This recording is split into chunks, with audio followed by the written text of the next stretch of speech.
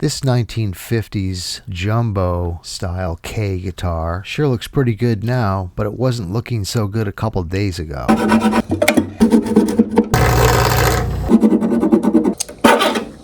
Broke my saw. I'm at the stage with this restoration that requires me to perform an operation on the guitar that is potentially the most common worst case scenario that could happen to a guitar other than a headstock break. It's a neck reset. This one was a little bit different given the circumstances in which I had to take the neck off. Now it's in a couple of pieces with dangling parts and is ready to be worked on. Let's get started. I want to glue down this extension before I carve the neck heel because these little things here feel like they're going to break off. And so if I can glue this down and then glue down the sides and solidify all of that, then I can carve this without having to worry about it. But the problem I'm having here, I need to clamp it across here and I don't have a nice flat surface here. So I've got this moldable plastic, if you will, that when you put it in hot water, it softens up and becomes pliable. You can form it, and then when it cools off, it's rock hard. It's gonna leave it in there about a minute or so, I think. It did seem to take forever to melt, but when it finally did, you get this pliable plastic that when it cools down, you can use it as a clamping caul. Okay, now here's the caul. Fits snugly on there. Now the trick here is getting everything lined up. I purposely didn't remove any wood fibers or anything because that all fits together as part of the neck. So I'm going to put a little glue on here.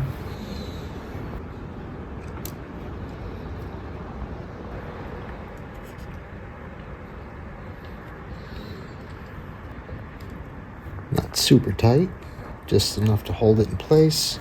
And just make sure flat this way, everything lines up. Once that dries, I can glue on the binding, let that dry, and then I can carve the neck heel.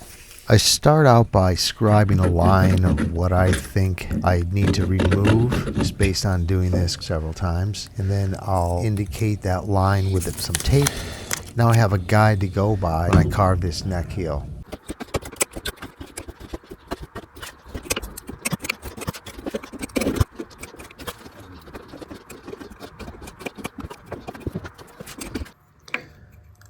So now I got a nice little pocket that should be deep enough.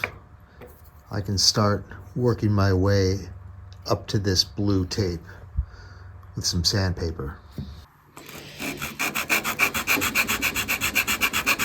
You can see I'm getting close. I need to go a little bit more, and I haven't touched this side yet.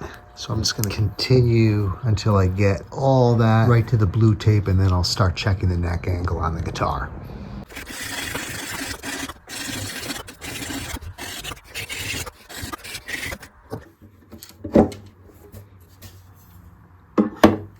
See, right now, the neck angle definitely came back, but I got to contour that shape with some sandpaper pulls, and then I'll see better what this neck angle is, but it looks pretty good right now. So let me do some sandpaper pulls and then recheck it.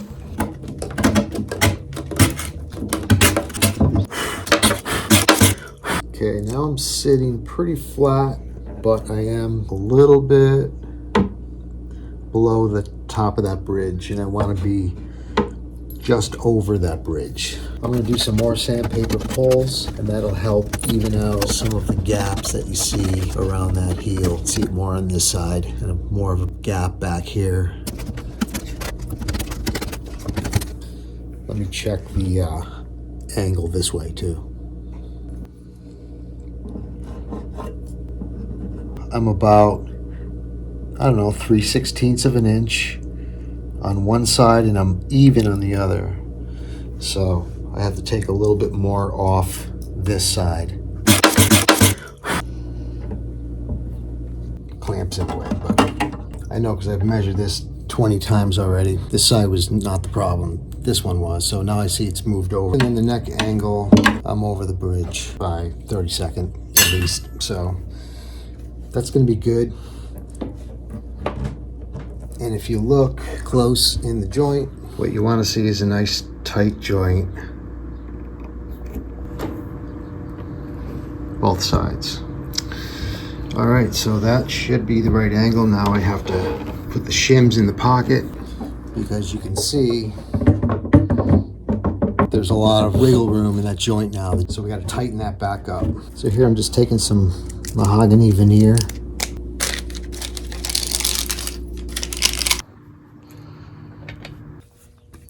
Okay, now the neck is shimmed. Let's see how it fits in the pocket. And you can see that's about as far as it'll go in. So what I need to do is keep removing material strategically from that shim until this fits nice and tight. Now you can see I've got it clamped. I did make a call for that, and I have absolutely no gap all the way around this heel. I had to go back and forth quite a few times with the sandpaper to get this to fit. It's always a big back and forth deal. But looking at the guitar from this perspective, checking the pitch of the angle here, you can see I have just a little gap on either side of the outside holes, and the neck angle is good. We're clearing the bridge by about a 32nd. So now we're ready to glue this neck back on.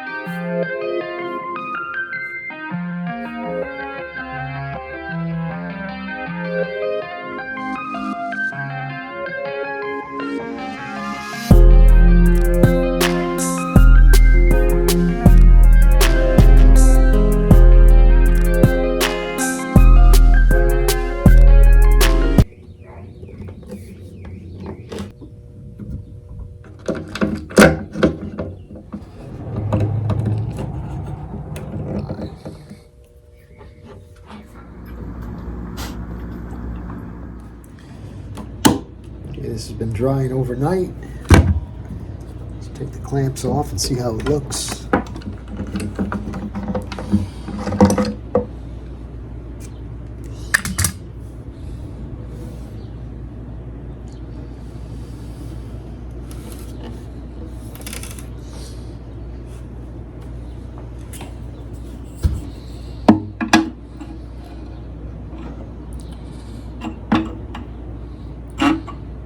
Just enough clearance over that bridge.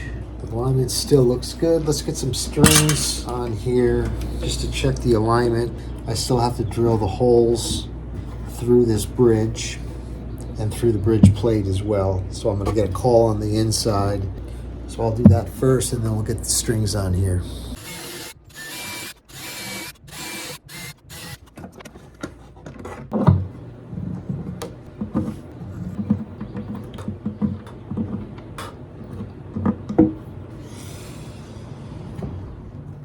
In case you're wondering what these little guitar string segments are, I lay them on top of the bridge to help me get my intonation point. Well, what I'll do is I'll just put a little pencil mark.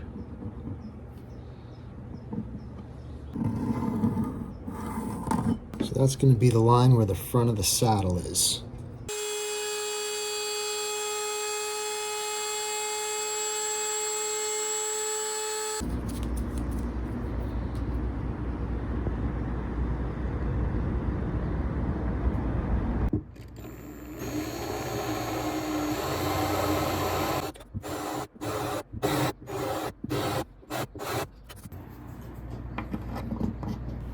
Here I'm just fitting the saddle width first.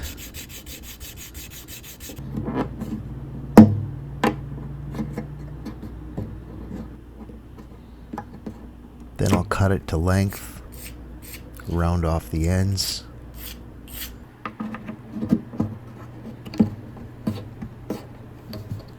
Now I can put the radius in the top.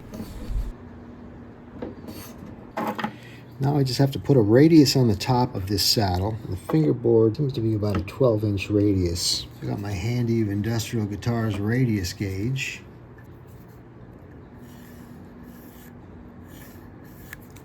And draw the line. Now I'll take this over to the belt sander, get that radius in there, and string this thing up. Okay, it's strung up to pitch. You can see the saddle is pretty tall as is the action, which is perfectly fine. I want to let this kind of settle in, let the guitar get acclimated to the tension before I set it up. So I'll come back in a couple of days and give this thing a little setup.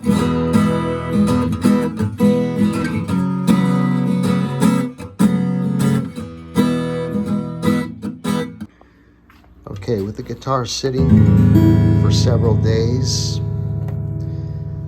it's pretty much holding its position, and it is what it is at this point. So now I'm going to go ahead and set the saddle height. Let's determine how much we're going to take off it to get the action to where it wants to be, and then we can add these 2 frets and see how she sounds. I'm going to plug these holes using a piece of rosewood with a little super glue on the tip.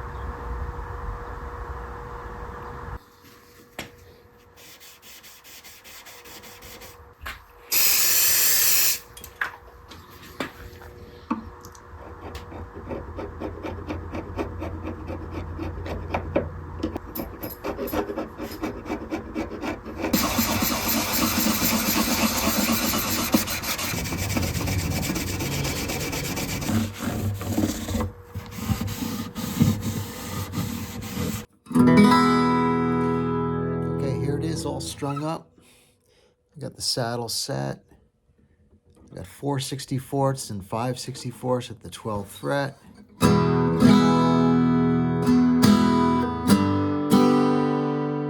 Had to do a little fret work around here, right around the body hump.